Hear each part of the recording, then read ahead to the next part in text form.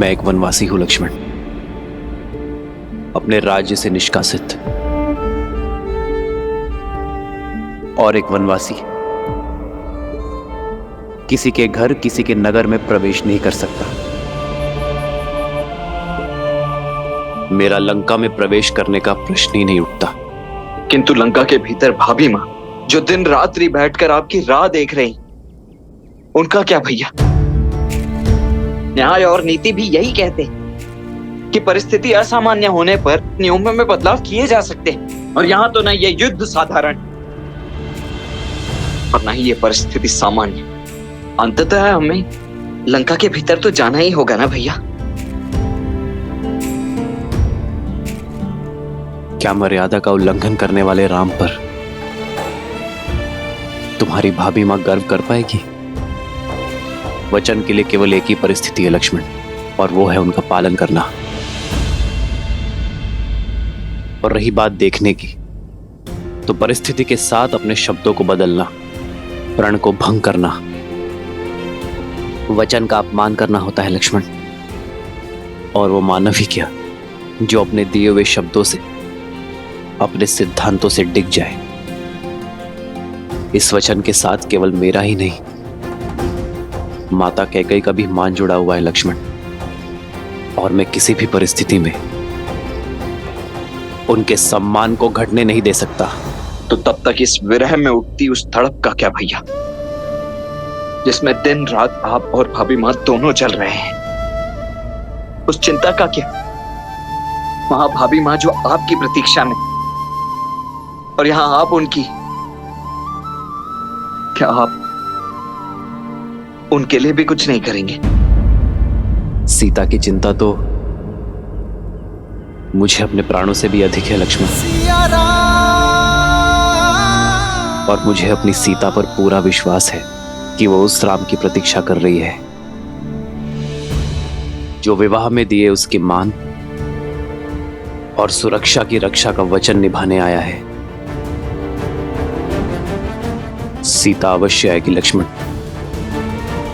जिस राज्य के राजा ने मेरी सीता को अपमानित कर बलपूर्वक उसे अपना बंदी बनाया है, और अब ये युद्ध तब भी पूर्ण होगा जब उसी राज्य का राजा सम्मान सहित मेरी सीता को मुझे लौटाएगा।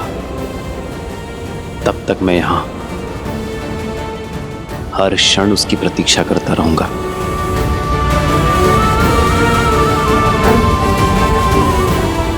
सीता लंका में बंदी बनकर आई थी, किंतु बाहर एक रानी बनकर आएगी।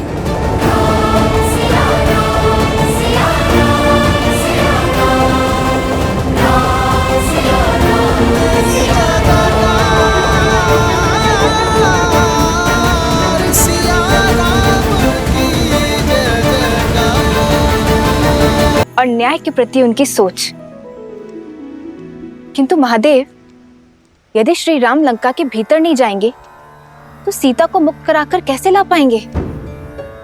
अमावस्या के पूर्व अयोध्या कैसे लौट पाएंगे? और भरत के प्राण कैसे बचा पाएंगे? इतने कठिन समय पर भी वो अपने वचन पर अडिग क्यों हैं? मर्यादा का आंचल थामे क्यों खड़े हैं श्री राम? जो स्वयं ही मर्यादा भंग करे, वो भला कैसा मर्यादा पुरुषोत्तम देवी? एक नर का मर्यादा और धर्म के प्रति समर्पण का भाव और उन्हें किसी भी मूल्य पर पूरा करने की हट, उसे नारायण बनाते हैं। और श्री राम का यह समर्पण भाव और हट ही है जो उन्हें मर्यादा पुरुषोत्तम श्री राम बनाती। वैसे भी देवी, जिसने इस संसार में धर्म और मर्यादा की स्थापना हेतु ही अवतार लिया, वो भला मर्यादा का उल्लंघन कैसे कर सकते? यदि मर्यादा का आंचल थामे रहेंगे तो अमावस्या तक सीता को लेकर अयोध्या कैसे पहुंच पाएंगे? देवी, मैंने आपसे पहले ही कहा था कि ना तो ये युद्ध सरल होगा और ना ही इसके द्वारा प्रस्तुत की गई चुनौतियां। परिस्थितियां अत्यंत विषम हैं और इन विषम परिस्थितियों से हमारे समक्ष कई प्रश्न उठ खड़े हुए। कैसे करेंगे श्री राम संसार में धर्म और मर्यादा की स्थापना? कैसे करेंगे श्री राम देवी सीता की रक्षा? कैसे समय रहते पहुंचेंगे श्री राम अयोध्या अपने भ्राता भरत के प्राण बचाने के लिए? परंतु इन सभी प्रश्नों के उत्तर मैं नहीं दूंगा। इन सभी प्रश्नों के उत्तर देंगे श्री हरि विष्णु के मनुष्य अवतार मर्यादा पुरुषोत्तम श्री राम।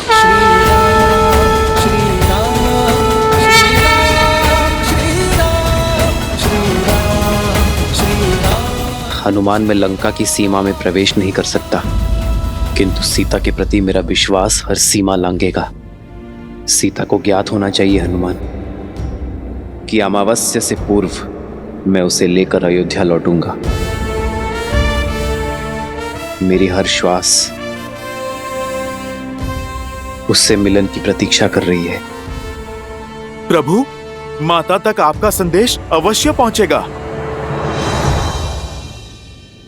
किंतु कैसे प्रभु? एक बार लंका को स्वाहा कर चुके हनुमान को कौन रोक रहा है? जाओ हनुमान और भस्म कर दो अन्याय और पाप की सत्ता को, और प्रज्वलित करो न्याय और भक्ति की अग्नि को।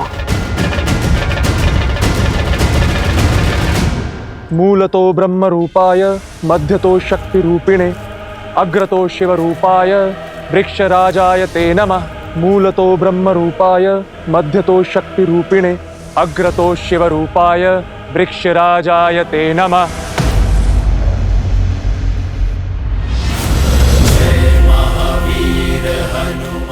भागो, भागो!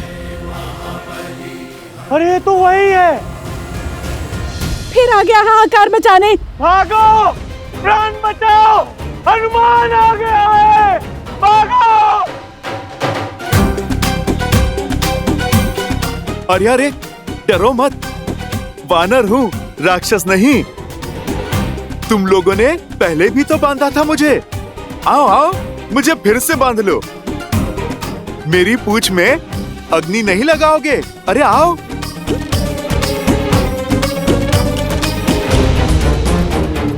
आओ आओ आओ ना, लगाओ अग्नि। ये तो वही है जिसने मेरे भाई निकुंभ की। नहीं, इससे बैर लेना उचित नहीं है। अरे ये तो कतई ठीक नहीं है। मैं पिछली बार आया था तब तो तुम लोगों ने मेरा बड़ा ही राजसी स्वागत किया था। कुछ नहीं करोगे?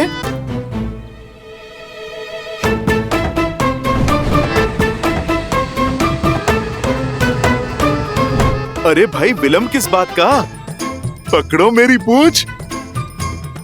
अरे बढ़ाओ हाथ और लगाओ अग्नि। बढ़ाओ बढ़ाओ। ए, तू जाना, तू जाना, तू जा, तू जा। अरे भाई, ये तो बुरी बात है ना। मैं मित्र बनकर बात कर रहा हूँ, तुम प्रहार करने आगे बढ़ रहे हो।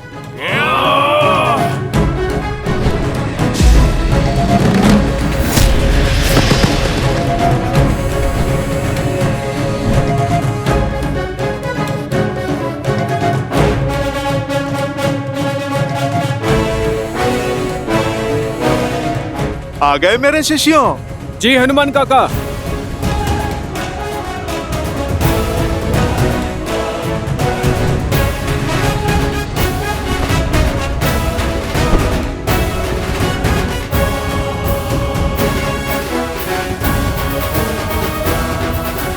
अरे तुम तो बड़े विचित्र हो।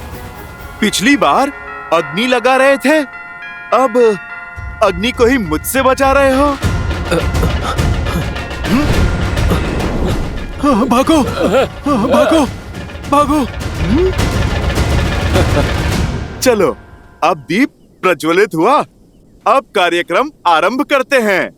जय हनुमान ज्ञान गुण सागर, जय कपीस तिहु लोक उजागर, रामदूत अतुलित बल धामा अंजनी पुत्र पवन सुत नामा राम दुआरे तुमल तुम्हारे होत न आज्ञा बिनु पैसारे आपन तेज समारो आप दीन लोक हाथ कई तापै लाल देह लाली लसै अरु धरि लाल लगू वज्र देह दानव चलत जय जय जय कपीसु।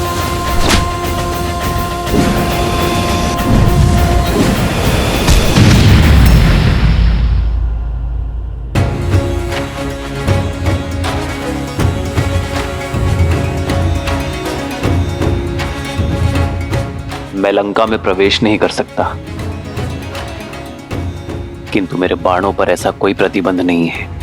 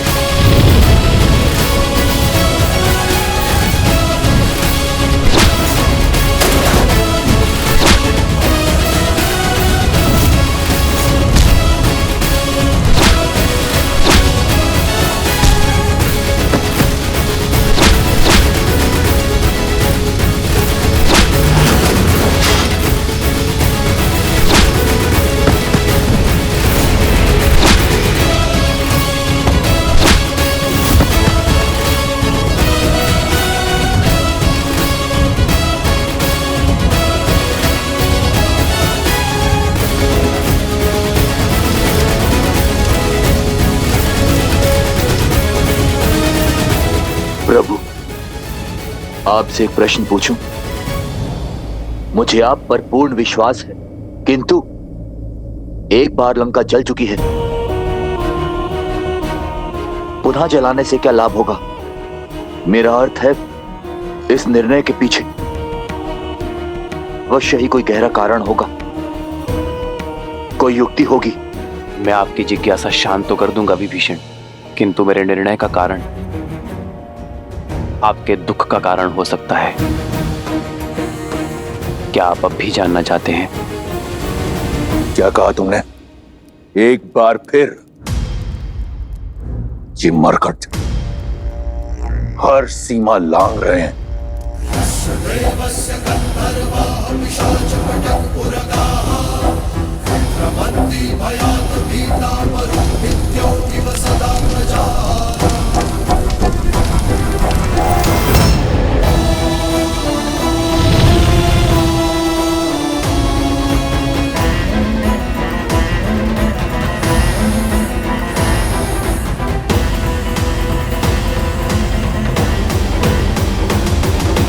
ये अग्नि लंका दहन के लिए नहीं है, रावण के मन में और अधीरता भड़काने के लिए है।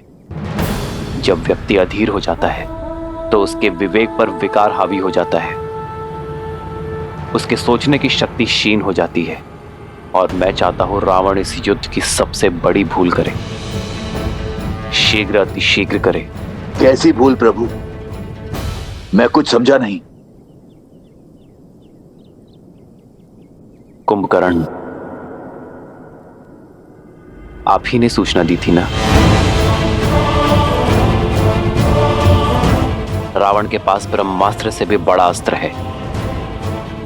कुंभकर्ण, जो अभी निद्रा में है, यदि वो 2 दिन तक और सोता रहा, अपनी निद्रा पूर्ण कर ली, तो उसे मिले वरदान के अनुसार वो अगले 6 माह तक अजय और अमर होगा। उसे युद्ध में पराजय करना असंभव होगा विभीषण। हमारे पास इतना समय नहीं है विभीषण। रावण को इस बात का ज्ञात है, इसीलिए वो 2 दिन बीतने की प्रतीक्षा कर रहा है, हमें व्यस्त करने का प्रयास कर रहा है, किंतु मैं ये होने नहीं दूंगा। मेरी ये युक्ति रावण के धैर्य का बांध तोड़ उसे अधीर बनाकर कुंभकर्ण को जगाने के लिए विवश कर देगी।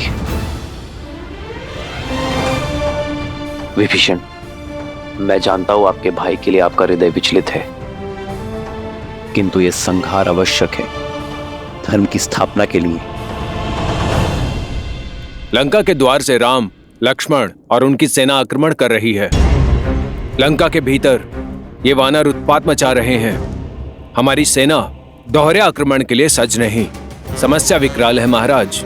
शीघ्र, अतिशीघ्र समाधान खोजना होगा। समाधान एक ही है महाराज, युवराज इंद्रजीत। और वो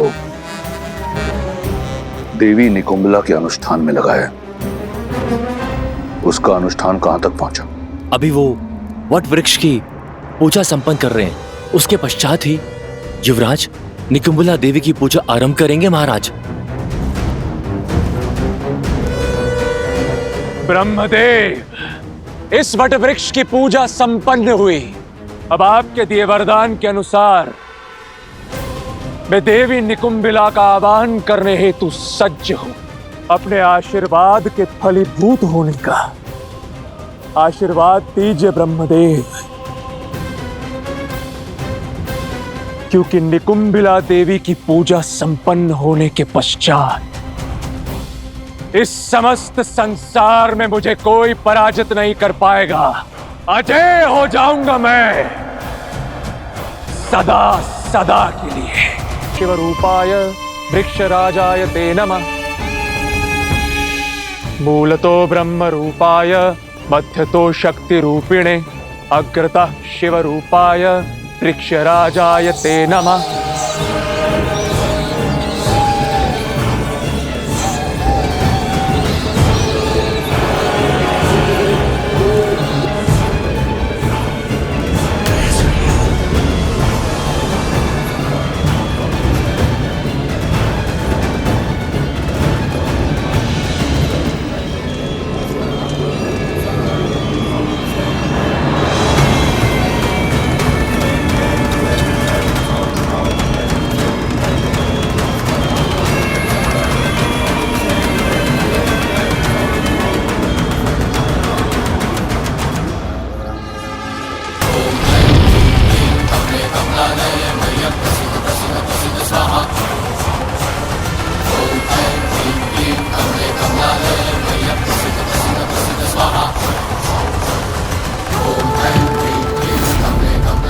हे देवी निकुंभला, मैं दशानन रावण पुत्र इंद्रजीत आपका आवाहन करता हूं। आपसे अजय रथ और शक्ति अस्त्र मांगता हूं और यह आशीर्वाद चाहता हूं कि आपके शक्ति अस्त्र से मैं उन वनवासियों के जीवन का अंत स्वयं अपने हाथों से लिख सकूं। समस्त लंका की आस और मेरे पिता का विश्वास केवल मुझ पर टिका हुआ है और मेरी आस और मेरा विश्वास आपके आशीर्वाद पर, मेरे अजय होने के वरदान पर। इसलिए अब जब तक मेरी मनोकामना पूर्ण नहीं हो जाती, मुझे वो अजय रथ और शक्ति अस्त्र प्राप्त नहीं हो जाता, मैं अपना रथ आपको समर्पित करता रहूंगा। जब तक मेरे शरीर में बहते रक्त की अंतिम बूंद समाप्त नहीं हो जाती, मैं आपकी पूजा आराधना करता रहूंगा। ओम निकुंभलाय नमः, ओम निकुंभलाय नमः, ओम ह्रीं जूं सा, ओम भूर्भुवः स्वाहा। वानरों का तांडव आपने देखा है। शीघ्र ही कुछ नहीं किया तो हम सब कुछ हार जाएंगे महाराज। रावण के रहते ऐसा नहीं होगा। इन उद्दंडियों को दंड अब मैं स्वयं दूंगा। नहीं महाराज, पिताश्री कुंभकर्ण, युवराज इंद्रजीत और मेरे होते हुए आपको रणभूमि में जाने की कोई आवश्यकता नहीं। तुम्हारे पिता की निद्रा टूटने में कितना समय शेष है? 2 दिन महाराज। यदि कुंभकर्ण को समय से पहले उठाया, ना तो वो अजय रहेंगे और ना ही अमर। युवराज को बुलाने के अतिरिक्त और कोई विकल्प नहीं महाराज। हाँ महाराज, हमें युवराज इंद्रजीत को वापस बुला लेना चाहिए। अब वही हैं जो इन नर और वानरों की सेना से इस लंका को बचा सकते हैं।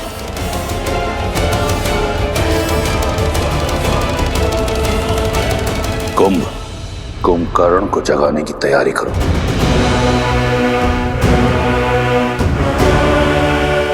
एक बार सोच लीजिए महाराज, यदि पिताश्री को अभी उठाया तो अगले 6 माह तक अपना अमृतत्व खो देंगे।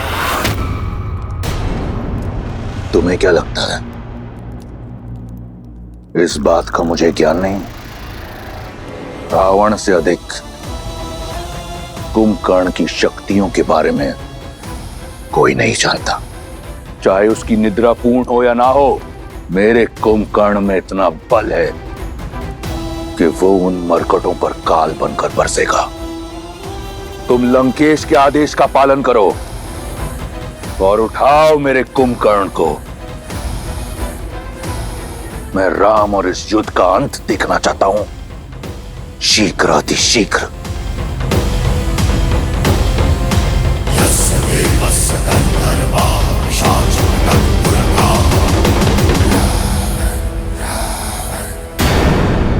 मैं एक वनवासी हूं लक्ष्मण, अपने राज्य से निष्कासित, और एक वनवासी किसी के घर, किसी के नगर में प्रवेश नहीं कर सकता। मेरा लंका में प्रवेश करने का प्रश्न ही नहीं उठता।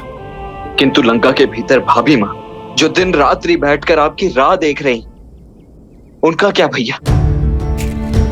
न्याय और नीति भी यही कहते हैं कि परिस्थिति असामान्य होने पर नियमों में बदलाव किए जा सकते हैं, और यहाँ तो न ये युद्ध साधारण और न ही ये परिस्थिति सामान्य। अंततः हमें लंका के भीतर तो जाना ही होगा ना भैया।